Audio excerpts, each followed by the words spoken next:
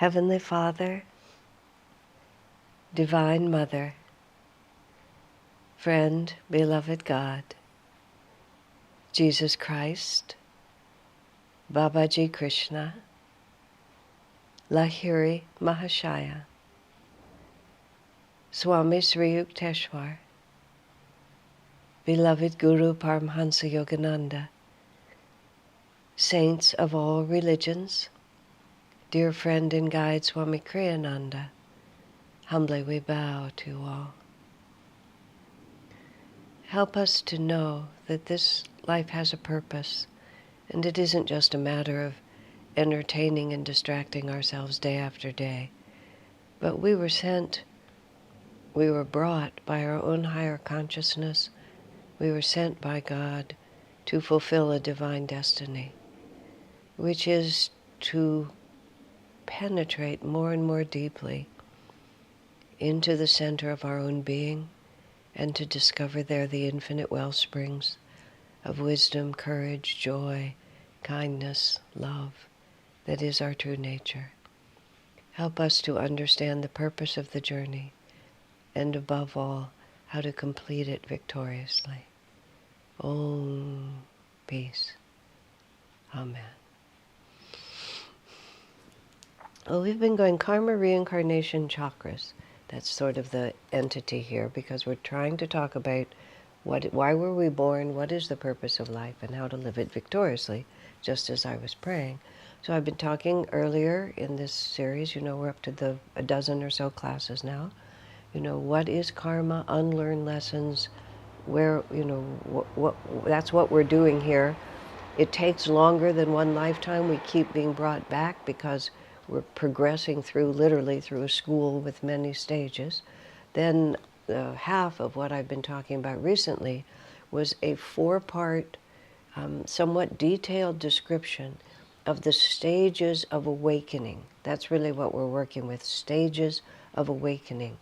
And my hope has been, in going into those 4 stages as deeply as I have done, that it will help us all to see on a moment-by-moment basis when we're standing at a decision point, which we're standing at a decision point basically every minute of our lives, how to direct our energy, to understand which way is forward. And also, I was hoping, by going into it as much detail as I did, to have us recognize ourselves in that progression. Because what happens with a subject like karma and reincarnation, it's such a big subject and it sounds so abstract, and we're talking about delusion and enlightenment, and these words are all enormous words, but they won't be helpful to us unless we can ground them in some actual experience of our own lives. I was recently reading something that Swami Kriyananda had said, where he said it's not enough. Swami Kriyananda was speaking of himself.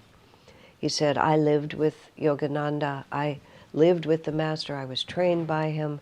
As Swami said, I ought to know what he meant, what he taught.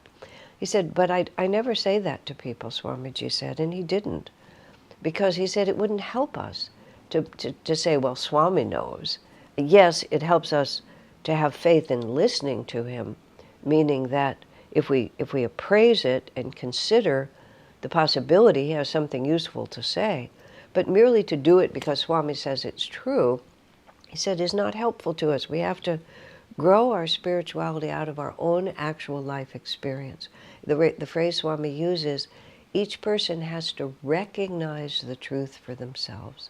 Recognize is a very well-chosen word, because recognize means that it was always there, just all of a sudden I put the pieces together. Someone's in a disguise, and then I recognize who they actually are. So the truth, and truth in this sense is not put forward like a dogma like this. It's just the way things are. The one of the translations for the phrase Sanatan Dharma, which is the indigenous Indian word for their teaching, is not religion at all, but simply that which is. That's a valid translation of Sanatana Dharma, that which is. It's like a child has to discover, a baby has to discover that which is. How is this world organized? What is dangerous? What is edible? What is poison? The child doesn't know that the hot stove will burn the hand until you put your hand on it. And then you know that it's going to burn your hand. And then when you come close to a hot stove again and you feel that heat, oh, I know what's going to happen if I do this. And that's true for everything. This is the 4 stages of development of awakening that I was describing, is that it was always there. We just didn't know it. For a time, we think being self-centered is really the best way to live. We think that the best way to live is to get enough money and power that I can make my environment do what I want it to do. And it seems like a really good idea until we try it often enough to discover quite simply it's not the way it is. It's not possible to get enough money and power to control your environment. It is ultimately not fulfilling to be only concerned about myself. And there's a certain point at which nobody has to teach us that. It's that we have the experience and we realize nothing worked out for me because I was so selfish. And then we begin to try to be a little generous and we discover, hey, this feels kind of good. And we're just recognizing that which is the way I'm made and where my happiness comes from. All of religion, all of theology, all of philosophy is an attempt to describe that which is. And it's helpful because it helps guide us. Look at me, I'm talking and talking and talking. I mean, it's helpful to get all of these ideas, I find, clear in my mind. But so that I can guide my experience by wisdom, and then I can have the experience and know. So that is the karma and reincarnation story. I've been using the phrase unlearned lessons to describe karma, and in other forms of communication that I've been involved in, or primarily on the Instagram account that my friend runs for me, there have been a lot of questions asked about karma, and I've used the phrase repeatedly, unlearned lessons. Then people start rebelling against that. And it's a valid thing to rebel against, because especially people bring up tragic things that happen to seemingly innocent people, especially children. What can the lesson be there? Well, that is a challenge. And I'm not going to try to solve it right now, but it is a challenge that has to be faced into. What are we supposed to learn? The best I've been able to say when a woman brought to me, a childhood full of sexual abuse, which is nothing that I've had to face in this life, and I stand back in deep respect for what a challenging incarnation that would be for a person. So I ask, what can you possibly draw from this that will help you in your life? And she thought about it for a few moments, and then she said the word compassion. That it's her own suffering has made her profoundly and deeply compassionate toward others. So now I'm not going to draw a tight box around that. I don't have the wisdom or the intuition to do that. But when we say unlearned lesson, it's not that I'm supposed to learn that I'm a terrible, worthless person. This is what was thrown up to me most recently in somebody's comment. What you learn from being abused as a child, and she gave me the psychological story that you're worthless, that nobody loves you, that, pain is all these different things, which are awful things. But in the end, we have to take the words of the masters for this, but we can ground it in our own experience too. In the end, everything resolves in bliss. It's what every saint and every master tells us. And when one begins to put one's feet firmly on the path toward awakening, we find it's not a I'm sound asleep, I'm fully awake. It's a gradual awakening to the underlying positive potential of every life experience. That's what karma is. There is an underlying positive potential. I'm not saying it's a positive experience. but there's a positive potential. Even my friend who spoke of suffering that's hard for me even to imagine, and she said it was such heartfelt meaning. I've learned compassion. I certainly know from the difficult things that I've been through that I wouldn't have chosen if I'd been given a choice. But I've learned compassion. It's just, it's been worth it. That's the only way I can say it. But you see, that's an unlearned lesson. It's like to feel that what I gained from that which seemed like nothing but loss was actually greater than I lost. This is the process of awakening, which is why I went through it in such detail. Now, let me, and bear in mind, well, first of all, you have a free choice as to whether you listen to me at all. This is not like being piped into your solitary cell and you have no choice. This is not a government-imposed re-education system where the loudspeakers are blasting at you day and night, and you have to keep listening. You don't have to keep listening. You can just reject everything I say and just click it off. It's really, really simple. So you have to decide whether you recognize it. That's what I'm trying to say.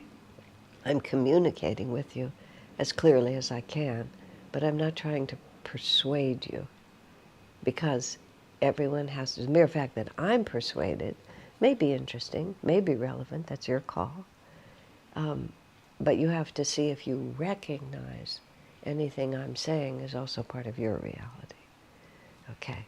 Now, I'm doing all this because where I have been in communication with people, I get a certain kind of pushback against this, and so just in case, I'm offering it out to you too. The other thing about it, which is also extremely important, take what makes sense to you and leave the rest.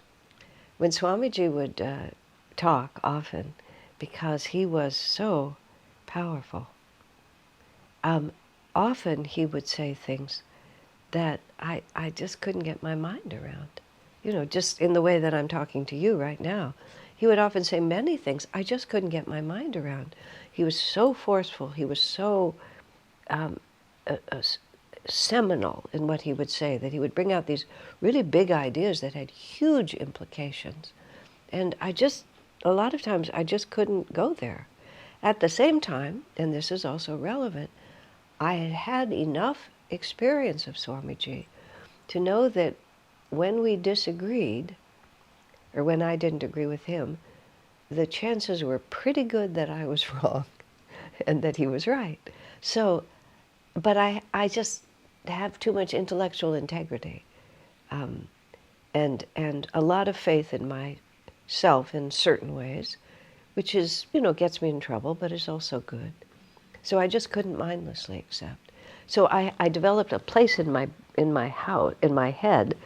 I happened at that time to live in a dome, and I had a closet. A dome has curved walls, so closets and everything are very strange. So there's this very strange little closet that had these utterly inaccessible corners of it up on the high shelf. And I developed that place in my mind, and I put these ideas of Swamiji's way up in the corner of that shelf, because I didn't want them right in the middle. If they were right in the middle, they would just be in my way all the time. But I didn't dare throw them away. I couldn't throw them away because they were gifts from him. So I put them up there. And over the course of, and I have to say many, many years, I mean up to and including like yesterday, it's just like one more of those thoughts which I just didn't get, just will come into my head, and now I've had enough experience. It's not like the thought is new, but I've had enough experience. Oh, that's what he was saying. Oh, I see what that means. And I just move it right to the center of my closet, and now it's just not a problem. I can see it every day. So that's how you actually acquire an understanding of self-realization. And one should be careful not to throw the whole thing away just because this idea is weird and because we were talking about it. The hardest part of karma is when you see intense, unbearable, seemingly undeserved,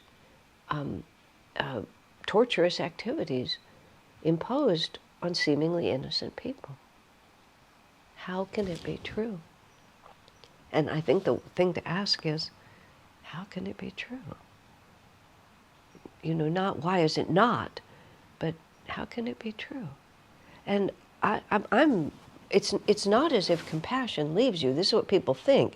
If you say, well, it's karma being fulfilled, that somehow that means that you have no heart for people, or that you don't recognize what a nightmare experience this is for them. Because you see, this is the reincarnation part, which is we don't remember. We don't remember. And that's part of what makes it so confusing, is that instant karma is good karma.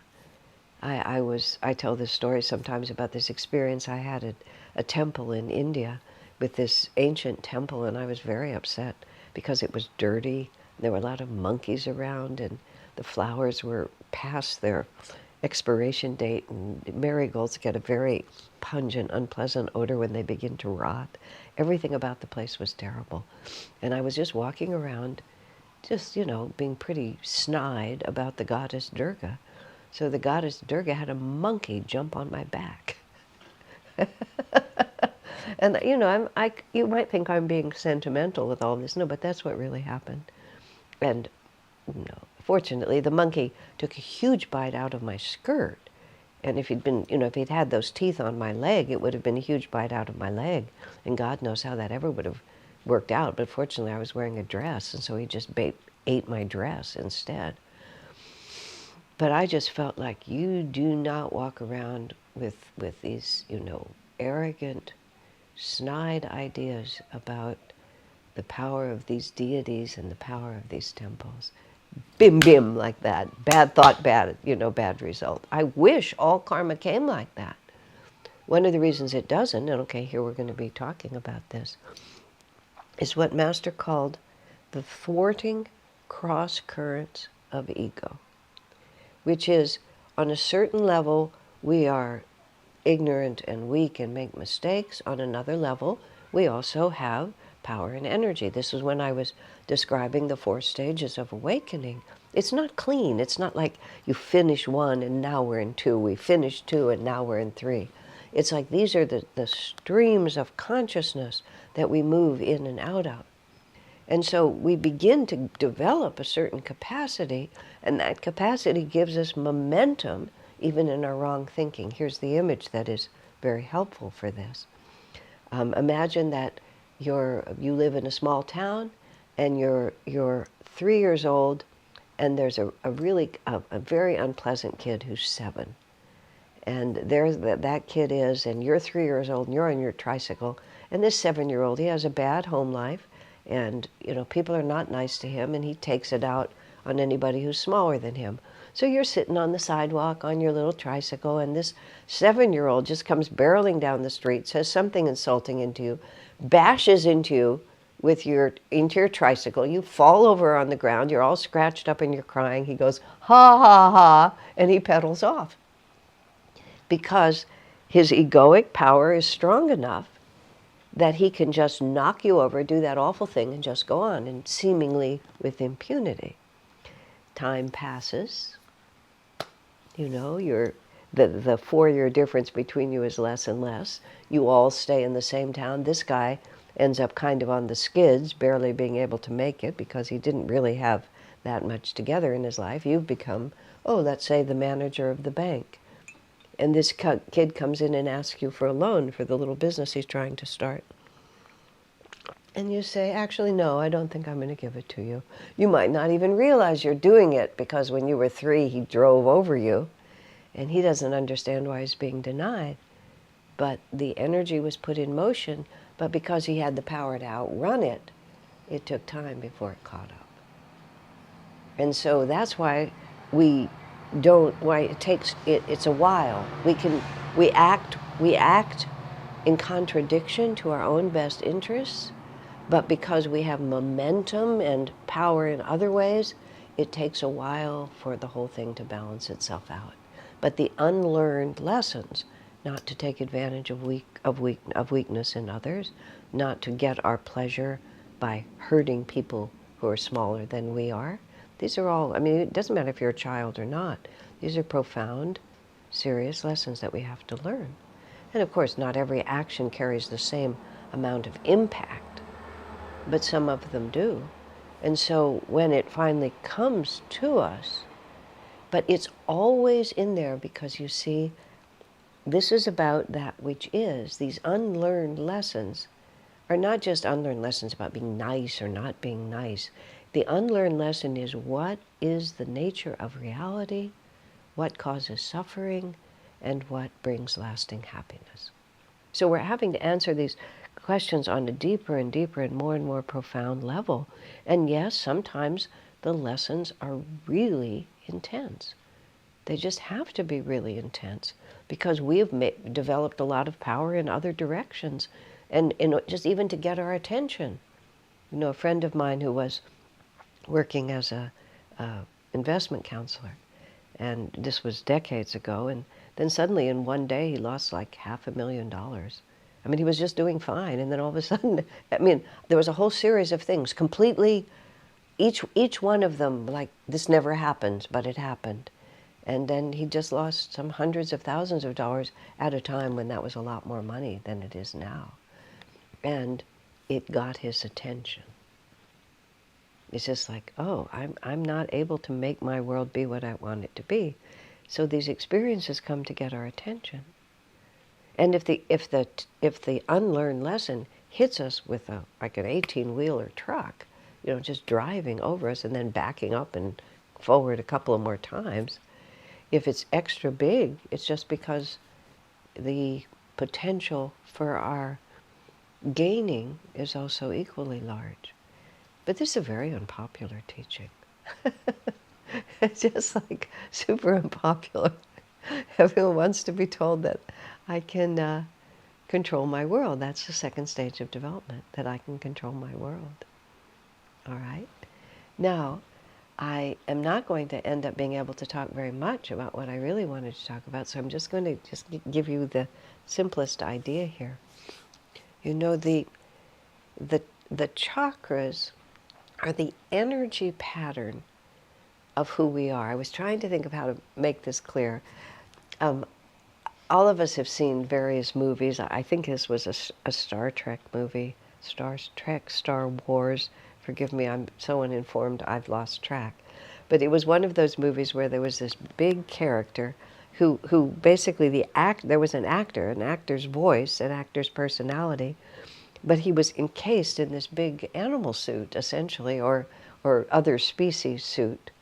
So he moved around, and that character did all sorts of things, and they had the character in such a way that you saw the actor's eyes, and the actor's mouth, and the actor's voice. So it was recognizably always the same person. But that essential energy came through this very thick layer of material that made him appear a certain way. But even how that costumed character acted and everything about his magnetism emanated from way deep inside, where the actor in his human body, his regular body, was actually living. So what we're working with within ourselves is what's called the energy body, the astral body. The chakras are not a physical phenomenon. The chakras are an energy pattern. And we, as physical beings, literally, the human body that we put on is exactly comparable to what that actor puts on. And then he has an appearance. He looks to be like this, and everybody recognizes him because there he is. That's what that character is. The voice, the eyes are still the same. The essential personality and magnetism is recognizable, but the costume is really thick. And we don't realize that it's this other form that is actually animating it. So, in our lives as human beings, the origin point of how we express through this body is the energy pattern of our astral form, which is encased within it.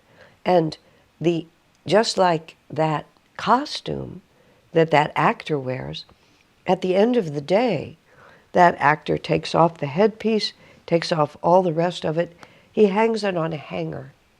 And the costume ceases to be the character. You can walk up to it and you can think, oh, this is the character. But there's no animating force anymore. So the costume is no more the character than a piece of furniture in the room is.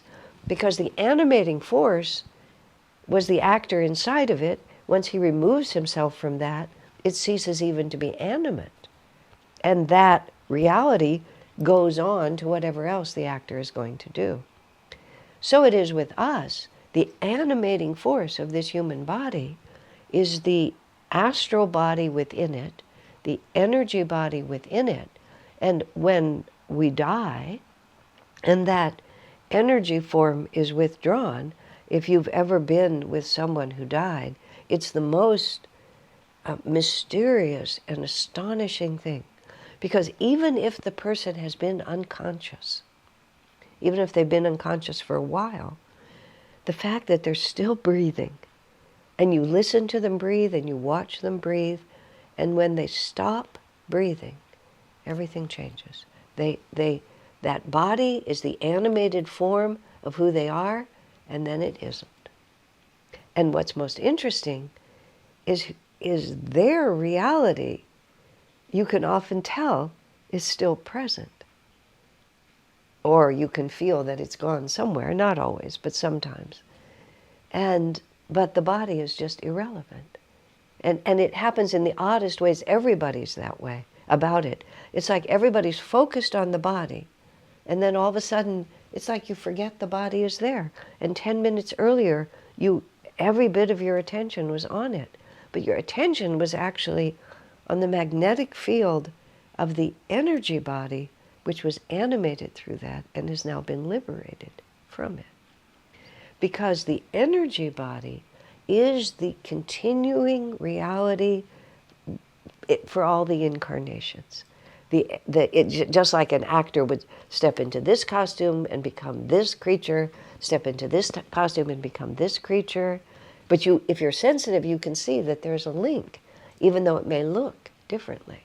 And so what we're trying to learn in this process of awakening is to shift our attention away from thinking that the costume we're wearing is who I am, and therefore I have to make sure the costume is just right, to realizing that it's the animating energy that makes this body exist at all.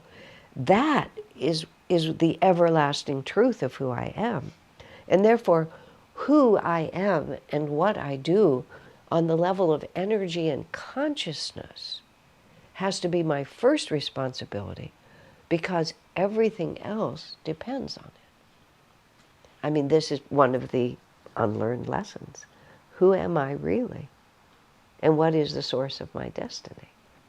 And the chakra system, which is what I'll be explaining in the next few days, is the what do you call it? Is the blueprint, and is the way that we can gain access, ultimately gain understanding, and ultimately gain influence over the fundamental cause of all our experience. So, God bless you, my friend.